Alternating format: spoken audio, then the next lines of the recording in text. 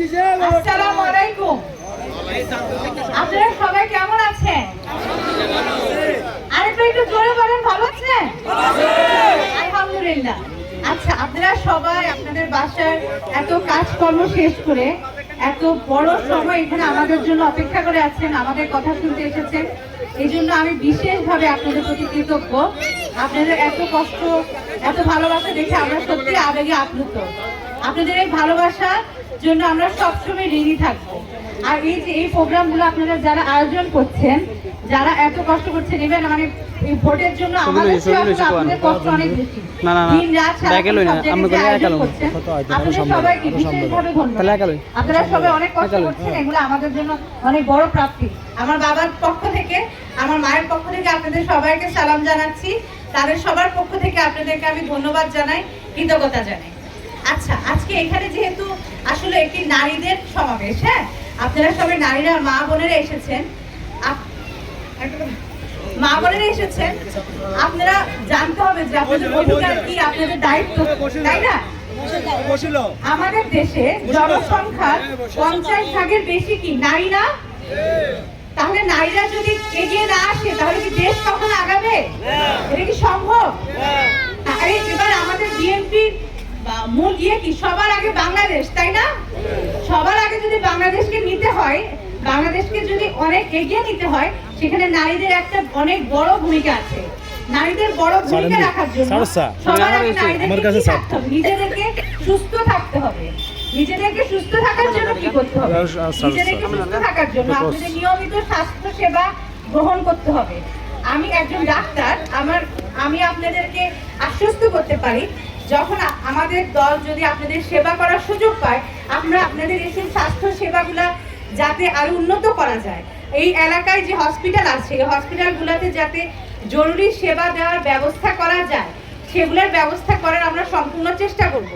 এবং এটা আপনাদের দায়িত্ব, আপনাদের নিজেদের সুস্থ রাখা। আপনি যদি সুস্থ না থাকেন, আপনার পরিবার কি সুস্থ থাকবে?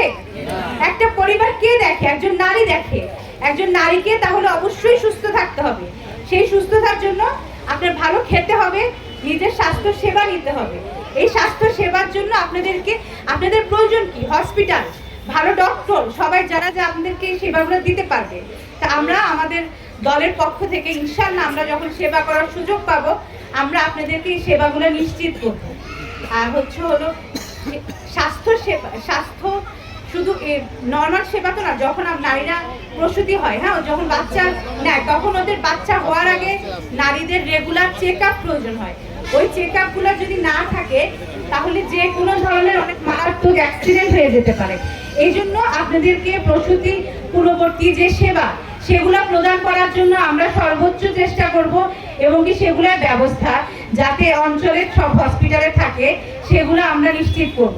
আমরা এখানে জরুরি সেবা যেভাবেই হোক যাতে আপনাদেরকে দেওয়া যায়, সেটার ব্যবস্থা করব। হ্যাঁ, আর নারীদের স্বাস্থ্যের পরে দরকার কি? নারীদের দরকার শিক্ষা। শিক্ষা কি নারীদের জন্য অনেক দরকার না? শিক্ষিত না হলে কি দেশ আগাবে? শিক্ষা ছাড়া কি কখনো একটা দেশের উন্নয়ন সম্ভব? আপনারা বলুন। আপনারা আমার সাথে কথা না বললে তো আমি কথা বলে মজা পাবো না। সম্ভব? তাহলে শিক্ষার জন্য আমাদের আমরা যদি সরকারে যেতে পারি, আপনাদের সেবা করতে পারি, সেই ক্ষেত্রে শিক্ষা কিভাবে আরো সুলভ মূল্যে আপনাদের কাছে পৌঁছানো যায়, সেটার ব্যবস্থা করব। শিক্ষাবৃত্তি দিয়ে অনেক আপনার যারা সুবিধা বঞ্চিত সমাজে, তাদেরকে শিক্ষাবৃত্তির দ্বারা শিক্ষিত, মানে তাদেরকে উন্নত শিক্ষা দেওয়ার ব্যবস্থা করার জন্য আমরা চেষ্টা করব। আপনারা আপনাদের সন্তানদেরকে যত কষ্টই হোক, যত যাই হোক, আপনাদের ছেলে সন্তানকে, মেয়ে সন্তানকে সমানভাবে শিক্ষিত করার চেষ্টা করেন। এই বোধটা থেকে আপনারা বের হয়ে আসেন যে মেয়ে সন্তানের পড়াশোনার প্রয়োজন নাই। মেয়ে সন্তানের পড়াশোনার প্রয়োজন সবচেয়ে বেশি। যখনই মেয়ে শিক্ষিত হবে, তখনই জাতি শিক্ষিত হবে। মেয়ের শিক্ষা ছাড়া জাতি কখনো শিক্ষিত হতে পারে না, তাই না? তো আপনাদেরকে, আপনাদের সন্তানদেরকে, আপনার মেয়েদেরকে শিক্ষিত করার চিন্তা করতে হবে। আর কি করতে হবে? মেয়েদেরকে কর্মক্ষম হতে হবে। মেয়েদেরকে সমানভাবে পুরুষের সাথে উপার্জন করার ব্যবস্থা করতে হবে। এই ব্যবস্থাগুলো করার জন্য যত ধরনের আধুনিক প্রশিক্ষণ প্রয়োজন, এখন তো এআই যুগের আধুনিক প্রশিক্ষণ কিভাবে নারীদেরকে দেওয়া যায়, কিভাবে আপনাদেরকে ঘরে বসে আপনারা শুধু কম্পিউটারের মাধ্যমে নিজেরা ইনকাম করতে পারেন, সেগুলোর ব্যবস্থা কিভাবে করা যায়, আমরা সেগুলো প্রশিক্ষণের ব্যবস্থা ইনশাআল্লাহ আমাদের দল যদি ক্ষমতায় যায় আমরা সেটা চেষ্টা করব। আপনাদেরকে কর্মক্ষম হতে হবে। একটা সমাজের অর্ধেক মানুষ যদি আর অর্ধেকের বেশি মানুষ যদি শুধু একজন পুরুষের উপর নির্ভরশীল থাকে অর্থনৈতিকভাবে, সেই পরিবারকে উন্নতি করবে কখনো সম্ভব? আপনাদেরকে তো অবশ্যই কর্মক্ষম হতে হবে এবং নিজেদের উপার্জন করার অ্যাবিলিটি তৈরি করতে হবে। আপনারা নিজেরা তো ঘরে কত কাজ করেন, হাতের কাজ, তারপরে সেলাইয়ের কাজগুলা, তারপরে ছোটখাটো হস্তশিল্প, এগুলা দিয়ে কিন্তু অনেক উপার্জন করা সম্ভব যদি আপনি সঠিকভাবে এখন ইন্টারনেটটা ইউজ করতে পারেন। এই ইন্টারনেটটা সঠিক উপায়ে কিভাবে ইউজ করা যায় সেই ব্যাপারে প্রশিক্ষণের ব্যবস্থা ইনশাআল্লাহ আমরা করব। আপনারা যোগ দিবেন তো না সেই প্রশিক্ষণে? আপনারা চেষ্টা করবেন তো আপনাদের অবস্থার পরিবর্তনে? আচ্ছা, আপনারা তো আমার বাবা মোহাম্মদ শাহজাহানকে চিনেন? সবাই চিনেন? আচ্ছা, আমার বাবা সব সময় আপনাদেরকে নিয়ে খুবই চিন্তিত, সব সময় কিভাবে এই নোয়াখালীবাসীর উন্নয়ন করবে তা নিয়ে চিন্তায় থাকে। তো উনি হলো মেয়েদের ক্ষমতায়ন। আমার বাবার একটা অনেক বড় টার্গেট হচ্ছে মেয়েদের ক্ষমতায়ন। মেয়েদেরকে ক্ষমতায় আসতে হবে, মেয়েদেরকে এগিয়ে আসতে হবে। শুধু পুরুষ নেতৃত্ব থাকলে কি হবে? মেয়েদের নেতৃত্ব দরকার নাই?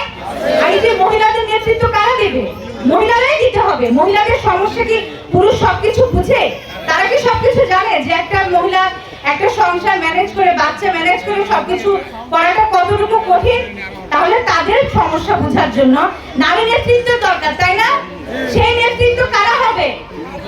আপনারা এগিয়ে আসতে হবে। আপনারা বাড়িতে যে আপনারা সবার কাছে প্রচার করেন নারী ক্ষমতায়ন কিভাবে করা সম্ভব, আমাদের দল যদি ক্ষমতা আসে তারা কিভাবে নারীদের ক্ষমতায়ন করবে সেই দিকে আপনারা দৃষ্টি দেন।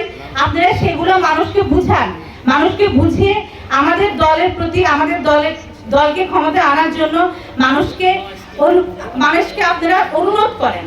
আর আমরা যারা এখানে আছি, হ্যাঁ, আমরা মোহাম্মদ শাহজাহানের প্রতিনিধি হিসেবে যারা এসেছি, আপনারা তো আমার বাবাকে চিনেন। আপনারা কেউ আমার বাবাকে আপনাদের নেতা ভাববেন না। আমার বাবা কি আপনাদের সেবক।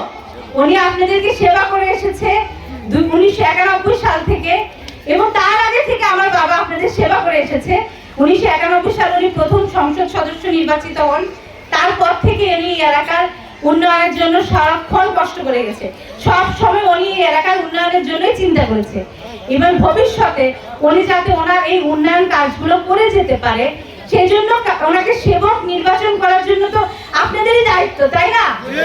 উনি তো আমার বাবা, আমি তো তাকে সন্তান হিসেবে দেখেছি, কিন্তু উনি আপনাদের সকলকে তার সন্তানের মতো দেখে, তার ভাইয়ের মতো দেখে, তার বোনের মতো দেখে, তার মায়ের মতো দেখে। আপনাদের সবাইকে উনি এইভাবে একজন পরিবারের সদস্য হিসেবে ফিল করে, এবং আমরা সবাই এটা বলতে পারি আপনারা সবাই আমাদের বড় পরিবার, আমাদের পরিবারের এক একজন সদস্য।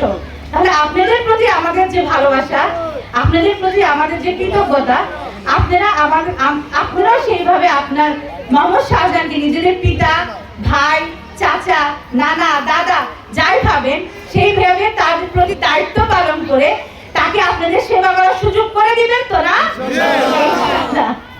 আমরা যাতে সব সময় মোহাম্মদ শাহজাহান যতদিন বেঁচে আছে, আল্লাহ ওনাকে যতটুকু হায়াত দিয়েছে, আমার বাবা সারা জীবন চেষ্টা করবে আপনাদের সেবা করে যাওয়ার, এবং আমি তার সন্তান হিসেবে আমি আপনাদেরকে কথা দিতে পারি আজীবন আমরা আমাদের সর্বোচ্চ দিয়ে চেষ্টা করব এই নোয়াখালীবাসীর সেবা করে যাওয়ার। সেটা যেভাবেই হোক, সেটা ক্ষমতা না, সেটা কোনো আসন না, কোনো কিছু না, অন্য সব কিছুর ঊর্ধ্বে, সকল স্বার্থের ঊর্ধ্বে যে আমরা চেষ্টা করব সবসময় আপনাদের সুবিধা অসুবিধা শোনা, এবং আপনাদের সুবিধা অসুবিধা আপনাদের পাশে থাকার।